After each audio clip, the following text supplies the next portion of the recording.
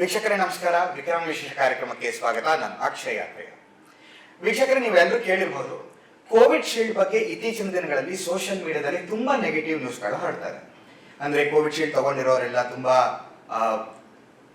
Side effects ಗಳಿಗೆ ತುತ್ತಾಗ್ತಾ ಇದ್ದಾರೆ, death ಆಗ್ತಾ ಇದೆ, ಡೆತ್ ರೇಟ್ಸ್ ಜಾಸ್ತಿ ಆಗ್ತಾ ಇದೆ. ಹೀಗೆಲ್ಲ ನೆಗೆಟಿವ್ ನ್ಯೂಸ್ಗಳನ್ನ ನೀವು ನೋಡಿರ್ತೀರ. ಸೊ ಇದ್ರ ಬಗ್ಗೆ ಇವತ್ತು ಕಂಪ್ಲೀಟ್ ಡೀಟೇಲ್ಸ್ ನ ಕೊಡೋದಕ್ಕೆ ನಮ್ಮ ಜೊತೆ ಇದ್ದಾರೆ ಸಪ್ತಗಿರಿ ಮಲ್ಟಿ ಸ್ಪೆಷಾಲಿಟಿ ಹಾಸ್ಪಿಟಲ್ನ ಹೃದಯ ರೋಗ ತಜ್ಞ ಡಾಕ್ಟರ್ ಪ್ರದೀಪ್ ಅವರು. ಸರ್, ಕಾರ್ಯಕ್ರಮಕ್ಕೆ ಸ್ವಾಗತ. ನಮಸ್ಕಾರ ಎಲ್ಲ ವೀಕ್ಷಕರು, ನಮಸ್ಕಾರ. ಸರ್, ನೀವು ನೋಡಿರ್ಬೋದು, ನೀವು ಕೇಳಿರ್ತೀರಿ, ಕೋವಿಡ್ ಶೀಲ್ಡ್ ತಗೊಂಡಿದ್ದವರಿಗೆ ಹಾರ್ಟ್ ಅಟ್ಯಾಕ್ ಆಗುತ್ತೆ, ಸೈಡ್ ಎಫೆಕ್ಟ್ಸ್ ಜಾಸ್ತಿ ಆಗ್ತಾ ಇದೆ, ರಕ್ತ ಹೆಪ್ಪುಗಟ್ಟುತ್ತೆ, ಈ ರೀತಿಯ ನೆಗೆಟಿವ್ ನ್ಯೂಸ್ಗಳನ್ನ ನೀವು ಕೇಳಿರ್ಬೋದು. ಸೋಷಿಯಲ್ ಮೀಡಿಯಾದಲ್ಲಿ ಇದಂತೂ ತುಂಬಾ ಟ್ರೆಂಡ್ ಆಗ್ತಾ ಇದೆ. ಸೊ ಇದಕ್ಕೆ ಮೇಜರ್ ರೀಸನ್ ಏನಿರ್ಬೋದು ಸರ್? ಇವಾಗ ಕೋವಿಡ್ ವ್ಯಾಕ್ಸಿನ್ ಲಸಿಕೆ ಅನ್ನೋದು ಒಂದು ಕವಚ ಇದ್ದಂಗೆ. ಸೊ ಇದು ನಮ್ಮನ್ನ ಏನು ಒಂದು ದಾಳಿ ಆಗುತ್ತೆ ನಮ್ಮ ಮೇಲೆ, ಅದರ ತೀವ್ರತೆಯನ್ನ ಕಡಿಮೆ ಮಾಡುತ್ತೆ. ಆದ್ರೆ ನಾವು ಈ ಕವಚವನ್ನು ಹಾಕೊಳ್ಳುವಾಗ ಒಂದು ಸಣ್ಣ ಗಾಯ ಆಗ್ಬೋದು, ಅಥವಾ ಅದು ನಮ್ಮ ದೇಹಕ್ಕೆ ಒಂದು ಭಾರ ಅನ್ನಿಸ್ಬೋದು, ಆ ಭಾರದಿಂದ ನಮಗೆ ಬೆನ್ನೋವು ಬರ್ಬೋದು. ಇದೆಲ್ಲ ಇದರ ಅಡ್ಡ ಪರಿಣಾಮಗಳು. ಸೊ ಪ್ರತಿ ಔಷಧಿಯಲ್ಲೂ ಅದರದೇ ಆದ ಅಡ್ಡ ಪರಿಣಾಮಗಳು ಇರುತ್ತೆ. ಇದು ಕೋವಿಶೀಲ್ಡ್ ಲಸಿಕೆಗೂ ನಾವು ಉಪಯೋಗಿಸುವಾಗ್ಲೂ ಅದು ಸತ್ಯ, ಅದಕ್ಕೂ ಅದು ಸತ್ಯ ಅದು. ಬಟ್ ಆದ್ರೆ ಏನಂದ್ರೆ, ಇವಾಗ ನಾವೊಂದು ನೋವು ನಿವಾರಕ ಔಷಧಿ ತಗೊಳ್ತೀವಿ, ಪೈನ್ ಕಿಲ್ಲರ್ಸ್ ಅಂತ ಏನು, ಅದರಲ್ಲಿನೂ ಗ್ಯಾಸ್ಟ್ರೈಟಿಸ್, ಹೊಟ್ಟೆ ಉರಿ ಅಂತ ಒಂದು ಸೈಡ್ ಎಫೆಕ್ಟ್, ಅಡ್ಡ ಪರಿಣಾಮ ಇರುತ್ತೆ. ಕ್ರೋಸಿನ್ ಮಾತ್ರೆ ತಗೊಂಡ್ರೆ ಅದರಿಂದ ಲಿವರ್ಗೆ ಹಾಳಾಗಬಹುದು. ಓಕೆ, ಸೊ ಎಷ್ಟೊಂದು ಮಂದಿಗೆ ನಾವು ಕ್ರೋಸಿನ್ ಕೊಡ್ತಿರ್ತೀವಿ, ಬಟ್ ಆ ಲಿವರ್ ಇಂಜುರಿ ಅನ್ನೋದು ಅದರದ್ದು ಒಂದು ಅಡ್ಡ ಪರಿಣಾಮ. ಅದೇ ತರ ಪೆನ್ಸಿಲಿನ್ ಇಂಜೆಕ್ಷನ್ ಹಾಕಿಸ್ಕೊಂಡ್ರೆ ಸುಮಾರು 5% ಮಂದಿಗೆ ಅದರಲ್ಲಿ ಈ ಅಲರ್ಜಿಕ್ ರಿಯಾಕ್ಷನ್ ಅಂತ ಆಗುತ್ತೆ. ಎಲ್ಲೋ 1000ರಲ್ಲಿ ಒಬ್ಬರಿಗೆ ಪೂರ್ತಿ ಕುಸಿದು ಬಿದ್ದುವಂತ ಸೈಡ್ ಎಫೆಕ್ಟ್ಸ್ ಆಗುತ್ತೆ ಅದರಿಂದ. ಆದ್ರೆ ಇದನ್ನೆಲ್ಲ ನಾವು ಉಪಯೋಗಿಸಲ್ಲ ಅಂತಲ್ಲ. ಸೊ ಈ ಕೋವಿಶೀಲ್ಡ್ ಲಸಿಕೆಯನ್ನು ನೋಡಿದ್ರೆ 55% ಮಂದಿಗೆ ಸ್ವಲ್ಪ ಅಡ್ಡ ಪರಿಣಾಮಗಳು ಇದರಲ್ಲಿ ದಾಖಲಾಗಿದೆ. ಇದರಲ್ಲಿ ಸುಮಾರು ವಿಷಯಗಳು, ಅಂದ್ರೆ ಆಲ್ಮೋಸ್ಟ್ 99% ಅದು ತುಂಬಾ ಸಣ್ಣ ವಿಷಯಗಳು. ಅಂದ್ರೆ ಮೈಕೈ ನೋವು ಇರ್ಬೋದು, ಒಂದ್ 2-3 ದಿವಸಕ್ಕೆ ಜ್ವರ ಆಗಿರ್ಬೋದು, ಅಥವಾ ಎಲ್ಲಿ ನಾವು ಸೂಜಿ ಕೊಟ್ಟಿರ್ತೀವಿ ಅಲ್ಲಿ ಒಂದ್ ಸ್ವಲ್ಪ ನೋವು ಇರ್ಬೋದು, ಅಥವಾ ಊತ ಇರ್ಬೋದು, ಚರ್ಮದ ಮೇಲೆ ಸ್ವಲ್ಪ ದುಡ್ಡಾಗಿ ಎದ್ದು ನಿಂತ್ಕೋಬಹುದು. ಇಂಥ ಸಣ್ಣ ಸಣ್ಣ ವಿಷಯಗಳು, ಅದು ಕೆಲವು ದಿವಸಗಳು ಇರುತ್ತೆ ಮತ್ತೆ ಹೋಗ್ಬಿಡುತ್ತೆ. ಸೊ ಇದೆಲ್ಲ ಏನು ಭಯ ಪಡುವಂತ ವಿಷಯ ಇಲ್ಲ. ಆದ್ರೆ ಇತ್ತೀಚಿನ ವಿವಾದ ಏನಂದ್ರೆ, ಒಂದು ತೀವ್ರವಾದ ಅಡ್ಡ ಪರಿಣಾಮ, ಅದನ್ನ VITT ಅಂತ ಹೇಳ್ತೀವಿ, ವ್ಯಾಕ್ಸಿನ್ ಇಂಡ್ಯೂಸ್ಡ್ ಥ್ರಾಂಬೋಸೈಟೋಪಿನಿಯಾ ಅಂಡ್ ಥ್ರಾಂಬೋಸಿಸ್. ಅಂದ್ರೆ ಇದರಲ್ಲಿ 2 ವಿಷಯಗಳು ಕಂಡು ಬರುತ್ತೆ. ಒಂದು, ಈ ರಕ್ತದಲ್ಲಿ 3 ಅಣುಗಳಿರುತ್ತೆ, RBCs, WBCs ಮತ್ತೆ ಪ್ಲೇಟ್ಲೆಟ್ಸ್ ಅಂತ. ಈ ಪ್ಲೇಟ್ಲೆಟ್ಸ್ ಅನ್ನೋ ಅಂಶ ಸ್ವಲ್ಪ ಕಡಿಮೆ ಆಗಿರುತ್ತೆ, ಮತ್ತೆ ಅಲ್ಲಲ್ಲಿ ರಕ್ತನಾಳಗಳಲ್ಲಿ ಹೆಪ್ಪು ಕಟ್ಕೊಂಡಿರುತ್ತೆ. ಈ ಹೆಪ್ಪು ಕಟ್ಕೊಳ್ಳೋದು ಹೃದಯದಲ್ಲಿ ಏನಾದ್ರೂ ಆದ್ರೆ ಅದು ಹೃದಯದ ಆಘಾತ ಆಗುತ್ತೆ, ಬ್ರೈನ್ ಅಲ್ಲಿ ಏನಾದ್ರೂ ಆದ್ರೆ ಅದು ಸ್ಟ್ರೋಕ್ ಅಂತ ಕಡಿಮೆ ಇದು ಮಾಡಿಸ್ತೀವಿ, ಅಥವಾ ಕೈಯಲ್ಲಿ ಏನಾದ್ರೂ ಆದ್ರೆ ಆ ಬೆರಳಲ್ಲಿ ಗ್ಯಾಂಗ್ರೀನ್ ತರ ಏನಾದ್ರೂ ಆಗ್ಬಹುದು. ಸೊ ಈ ತರ ಹಲವಾರು ಎಲ್ಲಿ ಅದು ಆಗುತ್ತೆ, ಹೆಪ್ಪು ಕಟ್ಕೊಳ್ಳುತ್ತೆ, ಅದಕ್ಕೆ ತಕ್ಕಂತೆ ಅದರ ಪರಿಣಾಮನೂ ಇರುತ್ತೆ. ಬಟ್ ಇದು ಲಕ್ಷದಲ್ಲಿ 5ರಿಂದ 7 ಮಂದಿಗೆ ಮಾತ್ರ ದಾಖಲಾಗಿದೆ. ಸೊ ಇದು ತುಂಬಾ ಅಪರೂಪವಾದ ಒಂದು ವಿಷಯ. ಸೊ ಇದನ್ನ ನೋಡ್ಕೊಂಡು ಇಲ್ಲಿ ನಾವು ಇದೇನಂದ್ರೆ ಇಲ್ಲಿ ನಾವು ಕೇಳೋ ಪ್ರಶ್ನೆನೇ ಅದು ತಪ್ಪಾಗ್ಬಿಡುತ್ತೆ. ಸೊ ಇವಾಗ ಕೋವಿಶೀಲ್ಡ್ ವ್ಯಾಕ್ಸಿನ್ ಇಂದ ಎಷ್ಟು ಜನ ಮೃತಪಟ್ಟಿದ್ದಾರೆ ಅಂತ ಹೇಳಿದ್ರೆ 51 ಜನ ಅಂತ ಹೇಳಿದ್ರೆ, ಅಯ್ಯೋ 51 ಜನ ಸತ್ತೋದ್ರ ಅಂತ ನಮಗ್ ಮನಸ್ಸಿಗೆ ಬಂದು ಬರುತ್ತೆ. ಆದ್ರೆ ಕೋವಿಶೀಲ್ಡ್ ಇಂದ ಎಷ್ಟು ಜನರಿಗೆ ಉಪಯೋಗ ಆಗಿದೆ ಅಂತ ಕೇಳಿದ್ರೆ ಅದು ಕೋಟ್ಯಾಂತರ ಮಟ್ಟ ಇರುತ್ತೆ. ಓಕೆ, ಸೊ ಪರ್ಸೆಂಟೇಜ್ ನಾವು ನೋಡಿದ್ರೆ ಇಟ್ ಇಸ್ ಆಲ್ಮೋಸ್ಟ್ 0.001% ರಿಸ್ಕ್ ಅಂತ ಹೇಳ್ಬೋದು. ಸೊ ಇದು ತುಂಬಾ ಅಪರೂಪವಾದ ವಿಷಯ. ಫಾರ್ ಎಕ್ಸಾಂಪಲ್, ಪೋಲಿಯೋ ಲಸಿಕೆ ಹಾಕಿಸ್ತೀವಿ. ಓರಲ್ ಪೋಲಿಯೋ ಲಸಿಕೆ ಹಾಕಿಸಿದಾಗ ನಾವು ಮಕ್ಕಳಿಗೆ ಪ್ರತಿ ವರ್ಷ ಹಾಕಿಸ್ತೀವಿ ಅದರಲ್ಲೂ ಎಲ್ಲೋ ಒಬ್ಬರಿಗೆ ನಾವು ಈ ಪೋಲಿಯೋ ಮೈಲಿಟಿಸ್ ತರ ಕಾಯಿಲೆನೂ ಬರ್ಬೋದು. ಬಟ್ ಅದಕ್ಕೆ ಅಂತ ನಾವು ಅದನ್ನ ಬಿಟ್ಬಿಟ್ರೆ ಎಷ್ಟೊಂದು ಲಕ್ಷಾಂತರ ಮಂದಿ ಜನರಿಗೆ ಪೋಲಿಯೋ ಕಾಯಿಲೆ ಅಂತ ಬಂದ್ಬಿಡುತ್ತೆ. ಸೊ ಅದರ ಉಪಯೋಗನ ನಾವು ನೋಡ್ಬೇಕು, ಅಪರೂಪದ ಅಡ್ಡ ಪರಿಣಾಮಗಳನ್ನ ನಾವು ಕಡೆಗಣಿಸಬೇಕಾಗತ್ತೆ. ಈ ವಿಚಾರವಾಗಿನೇ ತುಂಬಾ ಅಂದ್ರೆ ಏನು ಹರಿದಾಡ್ತಿರೋದು ಅಂತಂದ್ರೆ, ನವ ಯುವಕರಲ್ಲಿ ಹಾರ್ಟ್ ಅಟ್ಯಾಕ್ ಅನ್ನೋ ಒಂದು ಕಾಯಿಲೆ ಇದು ಜಾಸ್ತಿ ಆಗಿದೆ. ಕಾರ್ಡಿಯಕ್ ಅರೆಸ್ಟ್ ಆಗಿರ್ಬೋದು, ಹಾರ್ಟ್ ಅಟ್ಯಾಕ್ ಆಗಿರ್ಬೋದು. ಇದು ಎಸ್ಪೆಷಲಿ ಯೂತ್ ಸ್ಟೇಜ್ ಅಲ್ಲಿರುವಂತ ಮನುಷ್ಯರಲ್ಲಿ ಕಾಣ್ತಾ ಇದೆ ಅಂತ. ಇದ್ರ ಬಗ್ಗೆ ನಿಮ್ಮ ಒಪಿನಿಯನ್? ಹೌದು, ಹೃದಯದ ಆಘಾತ ಅನ್ನೋದು ಕೋವಿಡ್ ಮಹಾಮಾರಿ ಮುಂಚೆನೂ ಇತ್ತು, ಮಹಾಮಾರಿ ಆಗ್ತಾ ಇದ್ದಾಗ್ಲೂ ಇತ್ತು, ಆದ್ಮೇಲೂ ಹೃದಯದ ಆಘಾತಗಳು ಬರ್ತಿದೆ. ನಮ್ಮ ಭಾರತದಲ್ಲಿ ನೋಡಿದ್ರೆ ಪ್ರತಿ 4 ಹೃದಯ ಆಘಾತಕ್ಕೆ ಅದರಲ್ಲಿ ಒಬ್ಬರು 40 ವರ್ಷಕ್ಕಿಂತ ಕಡಿಮೆ ಇರ್ತಾರೆ. ಏನಕ್ಕೆ ಈ ಸಣ್ಣ ಯುವಕರಲ್ಲಿ ಏನಕ್ಕೆ ಹಾರ್ಟ್ ಅಟ್ಯಾಕ್ ಬರ್ತಿದೆ ಅನ್ನೋದು ಒಂದು ದೊಡ್ಡ ಪ್ರಶ್ನೆ. ಸೊ ಅದು ಏನು ಮುಖ್ಯ ಕಾರಣಗಳಂದ್ರೆ, ನಮ್ಮ ದೃಷ್ಟಿಯಿಂದ ನೋಡಿದ್ರೆ ಕೆಲವು ಅಪಾಯಕಾರಿ ಅಂಶಗಳು ಅವರಲ್ಲಿ ಹೊಂದ್ಕೊಂಡಿರುತ್ತೆ. ಅದರಲ್ಲಿ ತುಂಬಾ ಮುಖ್ಯವಾದ ಕಾರಣಗಳೇನೆಂದ್ರೆ, ಸಿಗರೆಟ್ ಸ್ಮೋಕಿಂಗ್ ಮಾಡೋರಿಗೆ ತುಂಬಾ ಅಧಿಕವಾದ ರಿಸ್ಕ್ ಇರುತ್ತೆ ಹಾರ್ಟ್ ಅಟ್ಯಾಕ್ ಆಗೋದಕ್ಕೆ ಅಥವಾ ಹೃದಯದ ಆಘಾತ ಆಗೋದಕ್ಕೆ ತುಂಬಾ ಅಧಿಕವಾದ ರಿಸ್ಕ್ ಇರುತ್ತೆ. ಸೊ ಇದನ್ನ ಯಾವುದೇ ಕಾರಣಕ್ಕೂ ಯುವಕರು ಅದನ್ನ ಬಳಸಬಾರದು. ಮತ್ತೆ ಅಧಿಕ ಮಂದಿ ನಮ್ಮಲ್ಲಿ ಏನಾಗಿದೆ ಅಂದ್ರೆ, ಹಾರ್ಟ್ ಅಟ್ಯಾಕ್ ಅಥವಾ ಹೃದಯ ಆಘಾತ ಅಂತ ಬಂದಿದ್ದಾಗ ಅವಾಗ ನಾವು ಚೆಕ್ ಮಾಡಿದಾಗ ಗೊತ್ತಾಗುತ್ತೆ ಅವರ BP ಜಾಸ್ತಿ ಇರುತ್ತೆ ಅಥವಾ ಸಕ್ಕರೆ ಕಾಯಿಲೆ ಅವ್ರಿಗೆ ಗೊತ್ತಾಗದೇ ಇರಲ್ಲ. ಸೊ ಅದು ಫಸ್ಟ್ ಟೈಮ್ ಅವಾಗ ನಮ್ಗೆ ಗೊತ್ತಾಗಿರುತ್ತೆ. ಸೊ ಈ ಸಕ್ಕರೆ ಕಾಯಿಲೆ ಮತ್ತೆ ಧೂಮಪಾನ ಸೇವನೆ ಅನ್ನೋದು ಇದು ಎರಡನ್ನ ತಡೆಗಟ್ಟಿದ್ರೆ, ಇದು ತುಂಬಾ ಇಂಪಾರ್ಟೆಂಟ್ ರಿಸ್ಕ್ ಫ್ಯಾಕ್ಟರ್ಸ್ ಇದು. ಸೊ ಇದೆರಡನ್ನ ತಡೆಗಟ್ಟೋದು ತುಂಬಾ ಇಂಪಾರ್ಟೆಂಟ್. ಯುವಕರಲ್ಲಿ ಹಾರ್ಟ್ ಅಟ್ಯಾಕ್ ಆಗೋದಕ್ಕೆ ಇದೆರಡು ತುಂಬಾ ಮುಖ್ಯವಾದ ಕಾರಣಗಳು. ಮತ್ತೆ ಬೇರೆ ಹಲವಾರು ಕಾರಣಗಳು ಇರುತ್ತೆ.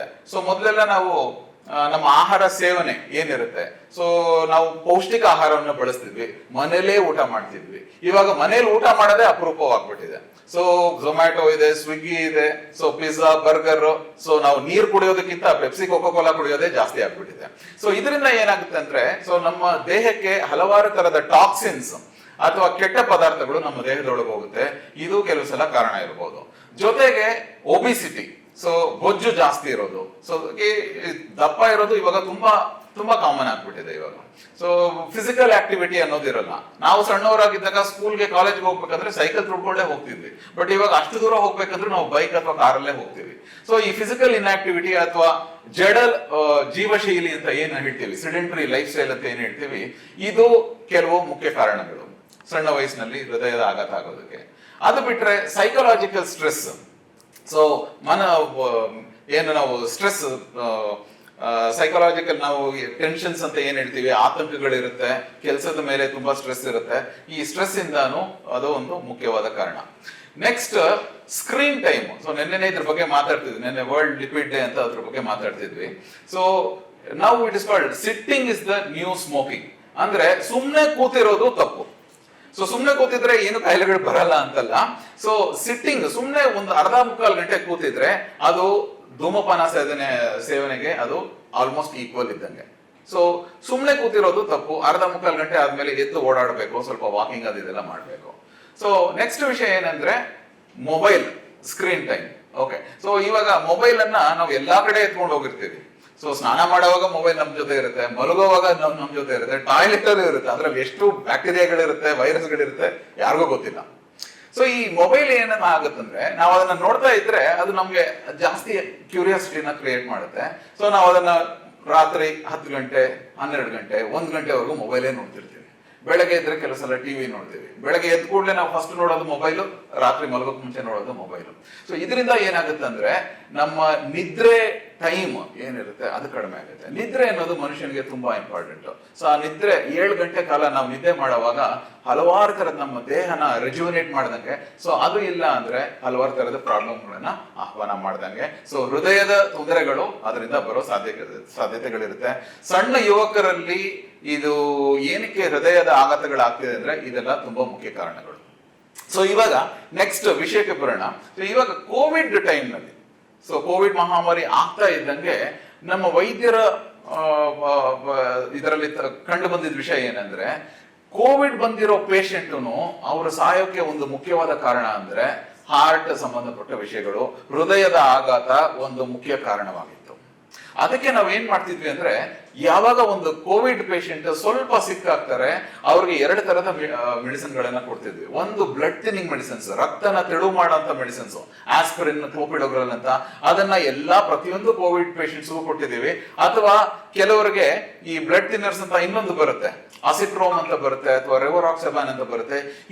ಈ ಮೆಡಿಸಿನ್ ಗಳನ್ನ, ಹೆಪಾರಿನ್ ಅಂತ ಒಂದು ಇಂಜೆಕ್ಷನ್ಸ್, ಕೋವಿಡ್ ಅಂತ ಒಂದು ಪೇಷಂಟ್ ಅಡ್ಮಿಟ್ ಆಗಿದ್ದಾರೆ, ಅವ್ರಿಗೆ ಸ್ವಲ್ಪ ಉಸಿರಾಡಕ್ಕೆಲ್ಲ ತೊಂದರೆ ಆಗ್ತಿದೆ ಅಂದ್ರೆ ಈ ಹೆಪಾರಿನ್ ಅನ್ನು, ರಕ್ತ ತೆಳು ಮಾಡುವಂತ ಮೆಡಿಸಿನ್ ಅನ್ನ ಸುಮಾರು 10-15 ದಿವಸ ಕೊಟ್ಬಿಟ್ಟು ನೆಕ್ಸ್ಟ್ 3 ತಿಂಗಳ ಕಾಲ ನಾವು ಕೆಲವು ರಕ್ತ ತೆಳು ಮಾಡುವಂತ ಟ್ಯಾಬ್ಲೆಟ್ ಗಳನ್ನು ಕೊಡ್ತೀವಿ. ಇದರ ಉದ್ದೇಶ ಏನಿತ್ತಂದ್ರೆ ನಮಗ್ ಗೊತ್ತಾಗ್ತಿತ್ತು, ಯಾಕಂದ್ರೆ ಕೋವಿಡ್ ಕಾಯಿಲೆಯಿಂದ ಹೃದಯದ ಕಾಂಪ್ಲಿಕೇಶನ್ಸ್ ಗಳು ಆಗ್ತಿದೆ ಅಂತ, ಹೃದಯದ ಆಘಾತಗಳು ಆಗ್ತಿದೆ ಅಂತ ನಮ್ಗೆ ಸ್ಪಷ್ಟವಾಗಿ ಗೊತ್ತಿತ್ತು. ಸೊ ಇವಾಗ ಕೋವಿಡ್ ಕಾಯಿಲೆಯಿಂದಾನೇ ಹೃದಯದ ಆಘಾತಗಳು ಜಾಸ್ತಿ ಆಗ್ತಿದೆ ಅನ್ನೋದು ತುಂಬಾ ಸ್ಪಷ್ಟವಾಗಿ ನಮ್ಗೆ ತಿಳಿದು ಬಂದಿತ್ತು. ನೆಕ್ಸ್ಟ್ ವಿಷಯಕ್ಕೆ ಬರೋಣ. ಕೋವಿಶೀಲ್ಡ್ ವ್ಯಾಕ್ಸಿನ್, ಈ ವ್ಯಾಕ್ಸಿನ್ ಲಸಿಕೆ ಹಾಕದ್ಮೇಲೆ ಏನಾದ್ರೂ ಯುವಕರಲ್ಲಿ ಹಾರ್ಟ್ ಅಟ್ಯಾಕ್, ತುಂಬಾ ಹೆಲ್ತಿ ಆಗಿರ್ತಾರೆ, ಆದ್ರೆ ಈ ಯುವಕರಲ್ಲಿ ಹಾರ್ಟ್ ಅಟ್ಯಾಕ್, ಹೃದಯದ ಆಘಾತ ಏನಾದ್ರೂ ಆಗೋ ಸಾಧ್ಯತೆಗಳಿರುತ್ತೆ ಅಂತ. ಇದು ತುಂಬಾ ಅಪರೂಪದ ಒಂದು ವಿಷಯ. ಇದು ಅಂದ್ರೆ ತೀರಾ ಕಾಮನ್ ಅಂತೂ ಅಲ್ಲ, ನಮ್ಮ ಅರಿವಿಗಂತೂ ಜಾಸ್ತಿ ಬಂದಿಲ್ಲ. ಬಟ್ ಈ ತರ ಆದಾಗ ಒಂದು ಯುವಕ ಕೋವಿಶೀಲ್ಡ್ ವ್ಯಾಕ್ಸಿನ್ ಇತ್ತೀಚೆಗೆ ತಗೊಂಡಿದ್ದಾರೆ, ಅವರು ಹೃದಯದ ಆಘಾತ ಅಂತ ಬಂದಿದ್ದಾಗ ಬರೀ ಆ ವ್ಯಾಕ್ಸಿನ್ ಇಂದಾನೇ ಆಗಿದ್ಯಾ ಅಥವಾ ಅವರಲ್ಲಿ ಬೇರೆ ತರದ ಅಪಾಯಕಾರ ಅಂಶಗಳು ಇದೆಯಾ ಅಂತ ನೋಡೋದು ತುಂಬಾ ಇಂಪಾರ್ಟೆಂಟ್. ಅವ್ರಿಗೆ ಸಕ್ಕರೆ ಕಾಯಿಲೆ ಇರ್ಬೋದು, ಅಥವಾ ಅವ್ರಿಗೆ BP ಕಾಯಿಲೆ ಇರ್ಬೋದು, ಅಥವಾ ಅವರು ಸ್ಮೋಕಿಂಗ್ ಮಾಡ್ತಿರ್ಬೋದು, ಧೂಮಪಾನ ಸೇವನೆ ಮಾಡ್ತಿರ್ಬೋದು, ಅಥವಾ ಅವರ ಫ್ಯಾಮಿಲಿ ಹಿಸ್ಟ್ರಿ, ಅವ್ರ ತಂದೆ ತಾಯಿಗಳಿಗೆ ಅಥವಾ ಅಣ್ಣ ತಮ್ಮಂದ್ರಿಗೇನು ಹೃದಯದ ಕಾಯಿಲೆ ಇರ್ಬೋದು. ಆವಾಗ ಇವ್ರಿಗೆ ಆಲ್ರೆಡಿ ಒಂದು ಪ್ಲಾಟ್ಫಾರ್ಮ್ ಇದೆ ಹೃದಯದ ಕಾಯಿಲೆ ಬರೋದಕ್ಕೆ. ಸೊ ಪ್ರತ್ಯೇಕವಾಗಿ ನಾವು ಇದರಿಂದಾನೇ ಅದು ಬಂದಿದೆ ಅಂತ ಹೇಳೋದು ತಪ್ಪು. ಮತ್ತೆ ಇದನ್ನ ನಾವು ಸರಿ ಅಂತಾನು ಹೇಳಕ್ಕಾಗಲ್ಲ, ತಪ್ಪಂತಾನು ಹೇಳಕ್ಕಾಗಲ್ಲ.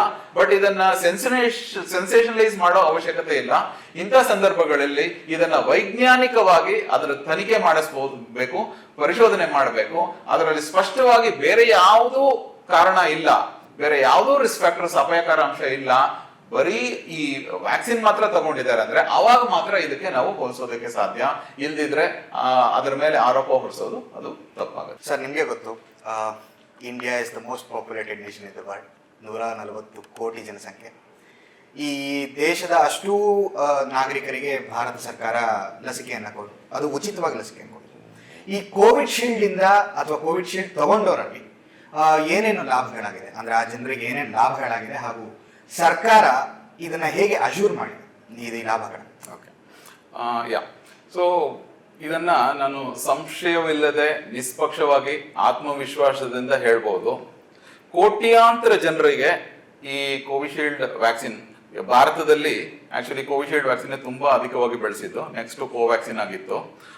ಇದರಲ್ಲಿ ಒಂದು ವಿಷಯ ಹೇಳಕ್ಕೆ ಇಷ್ಟಪಡ್ತೀನಿ.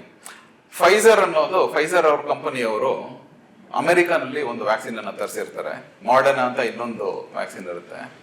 ಸೊ ಇಲ್ಲಿ ಅಮೆರಿಕಲ್ಲಿ ಏನಾಗುತ್ತೆ, ಅದು ನಮ್ಗೆ ಒಂದು ಅದರ ಬೆಲೆ ತುಂಬಾ ಜಾಸ್ತಿ ಇರುತ್ತೆ, ಅದಕ್ಕೆ ನಾವು ಜಾಸ್ತಿ ಪ್ರಾಮುಖ್ಯತೆ ಕೊಡ್ತೀವಿ. ಸೊ ಅವರು ಭಾರತಕ್ಕೆ ಬರೋಕೆ ಇಷ್ಟಪಟ್ಟಿದ್ದಾಗ ಅವರು ಒಂದು ಕಂಡೀಷನ್ ಹಾಕಿರ್ತಾರೆ. ಏನಂದ್ರೆ ಅದರಲ್ಲಿ ನಾವು ವ್ಯಾಕ್ಸಿನ್ ಕೊಡ್ತೀವಿ, ಕಾಸ್ಟ್ ಜಾಸ್ತಿ ಇರುತ್ತೆ, ವ್ಯಾಕ್ಸಿನ್ ಕೊಡ್ತೀವಿ, ಆದ್ರೆ ಆ ವ್ಯಾಕ್ಸಿನ್ ಅಲ್ಲಿ ಏನಾದ್ರೂ ಅಡ್ಡ ಪರಿಣಾಮಗಳು ಬಂದಾಗ ನಾವು ಅದಕ್ಕೆ ಹೊಣೆ ಇಲ್ಲ, ಮತ್ತೆ ಕೋರ್ಟ್ ಅಲ್ಲಿ ನಮ್ಗೆ ಯಾವುದು ಕೇಸ್ ನಿಲ್ಲಬಾರ್ದು ಅಂತ ಒಂದು ಕಂಡೀಷನ್ ಹಾಕಿರ್ತಾರೆ. ಅದಕ್ಕೆ ನಮ್ಮ ಭಾರತ ಸರ್ಕಾರ ಒಪ್ಕೊಂಡಿಲ್ಲ. ಸೊ ಇವಾಗ ಅವ್ರದ್ದು ಪರ್ಫೆಕ್ಟ್ ವ್ಯಾಕ್ಸಿನ್ ಇದ್ದ ಮಟ್ಟಲ್ಲಿ ಅದನ್ನ ಯಾಕೆ ಆ ಕ್ಲಾಸ್ ಅನ್ನ ಹಾಕಿದ್ರು, ಯಾಕೆ ಆ ಕಂಡೀಷನ್ ಹಾಕಿದ್ರು ಅನ್ನೋದು ಪ್ರಶ್ನೆಗೆ ಬರುತ್ತೆ. ಸೊ ಇವಾಗ ನಮ್ಮ ಭಾರತ ದೇಶದಲ್ಲಿ ಸರ್ಕಾರ ಸುಮಾರು ಎಲ್ಲಾ ಜನರಿಗೂ ಆಲ್ಮೋಸ್ಟ್ ಅದನ್ನು ಉಚಿತವಾಗಿ ಕೊಟ್ಟಿದೆ. ಕೋಟ್ಯಾಂತರ ಜನರಿಗೆ ಅದು ತುಂಬಾ ಉಪಯೋಗಕಾರಿಯಾಗಿದೆ. ಇದನ್ನ ನಾನು ಏನಕ್ಕೆ ಆತ್ಮವಿಶ್ವಾಸದಿಂದ ಹೇಳ್ಬೋದು ಅಂದ್ರೆ ಕೆಲವು ವಿಷಯಗಳನ್ನು ಅರ್ಥ ಮಾಡ್ಕೋಬೇಕು. ಸೊ ಮೊದಲನೇ ಅಲೆ ಇತ್ತು, ಎರಡನೇ ಅಲೆ ಇತ್ತು ಕೋವಿಡ್ ಮಹಾಮಾರಿದು. ವ್ಯಾಕ್ಸಿನ್ ಲಭ್ಯವಾಗಿದ್ದು ಇನ್ ಬಿಟ್ವೀನ್, ಮೊದಲನೇ ಅಲೆ ಆದ್ಮೇಲೆ ಎರಡನೇ ಅಲೆಗೆ ಮುಂಚೆ. ಸೊ ಜನವರಿ ತಿಂಗಳಲ್ಲಿ ಶುರು ಆಗಿತ್ತು, ಎರಡನೇ ಅಲೆ ಏಪ್ರಿಲ್ ತಿಂಗಳಲ್ಲಿ ಬರುತ್ತೆ. ಸೊ ಸುಮಾರು ಜನರ, ಕೆಲವರಿಗೆ ವ್ಯಾಕ್ಸಿನ್ ಸಿಕ್ಕಿತ್ತು, ಕೆಲವರಿಗೆ ವ್ಯಾಕ್ಸಿನ್ ಸಿಕ್ಕಿರ್ಲಿಲ್ಲ. ಅವಾಗ ನಾವು ಗಮನಿಸಿದ್ರೆ ಯಾರಿಗೆ ವ್ಯಾಕ್ಸಿನ್ ಹಾಕೊಂಡಿದ್ರು ಅವ್ರಿಗೆ ಕೋವಿಡ್ ಬರ್ದೇ ಇದ್ದಿಲ್ಲ, ಕೋವಿಡ್ ಕಾಯಿಲೆ ಬಂದಿತ್ತು. ಆದ್ರೆ ಅದರಲ್ಲಿ ಸುಮಾರು ಮಂದಿಗೆ, ಮೆಜಾರಿಟಿ ಆಫ್ ದಮ್ಗೆ ಅವ್ರಿಗೆ ತೀವ್ರವಾದ ಕಾಯಿಲೆ ಆಗಿಲ್ಲ. ಅದರಲ್ಲಿ ಯಾರು ವೆಂಟಿಲೇಟರ್ಗಂತೂ ಹೋಗಿಲ್ಲ. ಬಟ್ ಯಾರು ವೆಂಟಿಲೇಟರ್ಗೆ ಹೋದ್ರು, ತುಂಬಾ ಮೋಸವಾದ ಕಾಯಿಲೆ ಇತ್ತು, ಅವರೆಲ್ಲ ವ್ಯಾಕ್ಸಿನ್ ಹಾಕಿಸ್ಕೊಳ್ದೇ ಇದ್ದವ್ರೆ. ಮತ್ತೆ ನಿಮ್ಗೆಲ್ಲ ಗೊತ್ತಿದೆ, 3ನೇ ಅಲೆ ಮತ್ತೆ 4ನೇ ಅಲೆ ತುಂಬಾ, ಅದು ಬಂದಿದ್ದು ಗೊತ್ತಿಲ್ಲ, ಹೋಗಿದ್ದು ಗೊತ್ತಿಲ್ಲ. ಅದರಲ್ಲಿ ಎಷ್ಟೊಂದು ಮಂದಿಗೆ ಹಾರ್ಡ್ಲಿ ಎನಿಬಡಿ ಹಾಸ್ಪಿಟಲೈಸೇಷನ್ ಆಗಿಲ್ಲ. ಸೊ ಖಂಡಿತ ಇದು ವ್ಯಾಕ್ಸಿನ್ ಎಫೆಕ್ಟ್ ಇರುತ್ತೆ. ಸೊ ಈ ಲಸಿಕೆಯಿಂದಾನೇ ಅದು ಉಪಯೋಗ ಬಂದಿರುತ್ತೆ ಅಂತ ನಾವು ಆತ್ಮವಿಶ್ವಾಸದಿಂದ ಅದನ್ನ ಹೇಳ್ಬೋದು. ಇದು ಒಂದು ಮುಖ್ಯವಾದ ವಿಷಯ. ಸೊ ನಾವು ನೋಡಿರ್ತೀವಿ, ಸೊ ಇವಾಗ ಎಷ್ಟೊಂದು ಅದ್ರ ಬಗ್ಗೆ ಅಕ್ಯೂಸೇಷನ್ಸ್ ಇದೆ. ಬಟ್ ಈ ಒಂದು ವಿಷಯನ ನಾವು ಗಮನಿಸಿದ್ರೆ, ಸೊ ವ್ಯಾಕ್ಸಿನ್ ಹಾಕೊಂಡಿರೋರ್ಗೆ ಆಲ್ಮೋಸ್ಟ್ ಯಾರಿಗೂ ಸಿವಿಯರ್ ಕಾಯಿಲೆ, ತೀವ್ರವಾದ ಕಾಯಿಲೆ ಅಂತೂ ಆಗಿಲ್ಲ. ಸೊ ಆದ್ರಿಂದ ನಾವು ಸ್ಪಷ್ಟವಾಗಿ ಹೇಳ್ಬೋದು, ಸುಮಾರು ಕೋಟಿ ಜನರಿಗೆ, ಅದು ಭಾರತ ದೇಶದಲ್ಲಿ ನಮ್ಮಲ್ಲಿರುವಂತ ಕೋಟ್ಯಾಂತರ ಜನ, ಇವ್ರಿಗೆ ಏನಾದ್ರು ನಾವು ಎರಡನೇ ಅಲೆಯಲ್ಲಿ ನೋಡಿರ್ಬೇಕು ಎಷ್ಟು ಜನ ಸತ್ತಿದ್ದಾರೆ, ಎಷ್ಟು ಜನ ಜೀವ ಕಳ್ಕೊಂಡಿದ್ದಾರೆ. ನಾವು ಅವ್ರಿಗೆ ಬೆಡ್ ಕೊಡೋಕ್ ಆಗಿರ್ಲಿಲ್ಲ, ಆಕ್ಸಿಜನ್ ಸಪ್ಲೈ ಕೊಡೋಕ್ ಆಗಿರ್ಲಿಲ್ಲ. ಸೊ ಅಷ್ಟು ಮಂದಿಗೆ, ಸೊ ಇಂಥ ಒಂದು ಮಹಾಮಾರಿಯಾಗಿದ್ದಾಗ ನಮ್ಗೆ ಇದ್ದಿದ್ದು ಒಂದೇ ದಾರಿದೀಪ ಅಂದ್ರೆ ಈ ವ್ಯಾಕ್ಸಿನ್ ಲಸಿಕೆ. ಸೊ ಇದರಿಂದ ನನಗೆ ನಾನು ಏನು ಸಂಶಯ ಇಲ್ಲದೇನೆ ಹೇಳ್ಬೋದು, ಅದು ತುಂಬಾ ಉಪಯೋಗಕಾರಿ ಆಗಿದೆ ಅಂತ. ಓಕೆ, ನೋಡಿದ್ರಲ್ಲ ವೀಕ್ಷಕರೇ, ಇದಿಷ್ಟು ಡಾಕ್ಟರ್ ಪ್ರದೀಪ್ ಅವರ ಮಾತು. ಕೋವಿಡ್ ಶೀಲ್ಡ್ ಯಾರ್ಯಾರು ತಗೊಂಡಿದ್ದೀರಿ ದಯವಿಟ್ಟು ಯಾರೂ ಭಯ ಪಡಬೇಡಿ. ಆ ಒಂದು ಅಡ್ಡ ಪರಿಣಾಮದಿಂದ ಡೆತ್ ಆಗಿರೋದು 0.001% ಅನ್ಕೋತೀರಿ ಅಷ್ಟೇ. ಹಾಗಾಗಿ ನೀವು ಯಾರೂ ಭಯ ಪಡೋ ಅವಶ್ಯಕತೆ ಇಲ್ಲ. ಎಲ್ಲದಕ್ಕಿಂತ ಹೆಚ್ಚಾಗಿ ನಿಮ್ಮ ಹೃದಯದ ಆರೋಗ್ಯ ತುಂಬಾ ಮುಖ್ಯ. ಅದನ್ನ ಆರೋಗ್ಯವಾಗಿ ಕಾಪಾಡ್ಕೊಳ್ಳಿ, ಆರೋಗ್ಯಯುತವಾಗಿ ನೋಡ್ಕೊಳ್ಳಿ. ಯಾಕಂದ್ರೆ ಆ ಹೃದಯ ಅನ್ನೋದು ಎಷ್ಟು ಆರೋಗ್ಯವಾಗಿರುತ್ತೆ, ನಾವಷ್ಟು ಸಂತೋಷವಾಗಿ ಜೀವನದಲ್ಲಿ ಇರ್ಬೋದು ಅಂತ ಹೇಳ್ತಾ, ಸರ್ ಇವತ್ತು ಈ ಕಾರ್ಯಕ್ರಮದಲ್ಲಿ ಇಷ್ಟು ವಿಚಾರವನ್ನ ನಮಗೆ ತಿಳಿಸಲಿಕ್ಕೆ ಧನ್ಯವಾದಗಳು ಸರ್. ಓಕೆ, ಕೊನೆಯದಾಗಿ ಒಂದೇ ಒಂದು ವಿಷಯ ಹೇಳಕ್ ಇಷ್ಟಪಡ್ತೀನಿ. ಆ ಲಸಿಕೆ ಹಾಕಿಸ್ಕೊಂಡ ಮೇಲೆ, ಆ ಇಂಜೆಕ್ಷನ್ ಹಾಕಿಸ್ಕೊಂಡ ಮೇಲೆ ಅದರ ಎಫೆಕ್ಟ್ ಇರೋದು ಕೇವಲ 3 ದಿವಸದಿಂದ 30 ದಿವಸಗಳವರೆಗೆ, ಗರಿಷ್ಠ ಪಕ್ಷ ಒಂದು 3 ತಿಂಗಳು 6 ತಿಂಗಳವರೆಗೂ ಇರ್ಬೋದು. ಸೊ 1 ವರ್ಷ ಆದ ನಂತರ ಅದರ ಪರಿಣಾಮಗಳು ಏನೂ ಇರೋದಿಲ್ಲ. ಸೊ ಆದ್ರಿಂದ ಇದು ವ್ಯಾಕ್ಸಿನ್ ತಗೊಂಡಿದ್ದು ಸುರಕ್ಷಿತ, ತಗೊಂಡವರು ಇನ್ಮೇಲೆ ಅದ್ರ ಬಗ್ಗೆ ಏನು ವಿಚಾರ ಮಾಡೋಂಗೆ ಇಲ್ಲ. ಧನ್ಯವಾದಗಳು ಸರ್, ನಿಮ್ಮಷ್ಟು ಅಮೂಲ್ಯವಾದ ಸಮಯವನ್ನು ನಮಗೆ ಕೊಟ್ಟು ಇಷ್ಟು ವಿಚಾರಗಳನ್ನು ನಮಗೆ ತಿಳಿಸಿಕ್ಕೆ ಧನ್ಯವಾದಗಳು. ಟಿವಿ ವಿಕ್ರಮ ವೀಕ್ಷಕರ ಪರವಾಗಿ ನಾನು ನಿಮ್ಮ ಆಭಾರಿಯಾಗಿದ್ದೇನೆ ಸರ್. ನೋಡಿದ್ರಲ್ಲ ವೀಕ್ಷಕರೇ, ಇದಿಷ್ಟು ಇವತ್ತಿನ ವಿಶೇಷ. ಟಿವಿ ವಿಕ್ರಮದ ಅಷ್ಟು ಕಾರ್ಯಕ್ರಮಗಳನ್ನ ನೀವು ಇಷ್ಟಪಟ್ಟಲ್ಲಿ ಲೈಕ್ ಮಾಡಿ, ಶೇರ್ ಮಾಡಿ, ಕಮೆಂಟ್ ಮಾಡಿ. ಹಾಗೆ ನಿಮ್ಮ ಅಭಿಪ್ರಾಯ ಅನಿಸಿಕೆಗಳನ್ನ ಕಮೆಂಟ್ ಸೆಕ್ಷನ್ ಮುಖಾಂತರ ನಮಗೆ ತಿಳಿಸಿ. ನಮಸ್ಕಾರ. ನಮಸ್ಕಾರ, ವಂದನೆ. ಟಿವಿ ವಿಕ್ರಮ, ದೇಶ ನಿಮ್ಮ ಕೈಯಲ್ಲಿ. ಈ ಕಾರ್ಯಕ್ರಮ ನಿಮಗೆ ಇಷ್ಟ ಆಗಿದ್ದಲ್ಲಿ ಲೈಕ್, ಶೇರ್ ಹಾಗೂ ಕಮೆಂಟ್ ಮಾಡಿ. ಟಿವಿ ವಿಕ್ರಮದ ಕಾರ್ಯಕ್ರಮಗಳನ್ನು ನಿರಂತರವಾಗಿ ವೀಕ್ಷಿಸಲು ಸಬ್ಸ್ಕ್ರೈಬ್ ಮಾಡಿ, ಬೆಲ್ ಐಕನ್ ಒತ್ತಿ.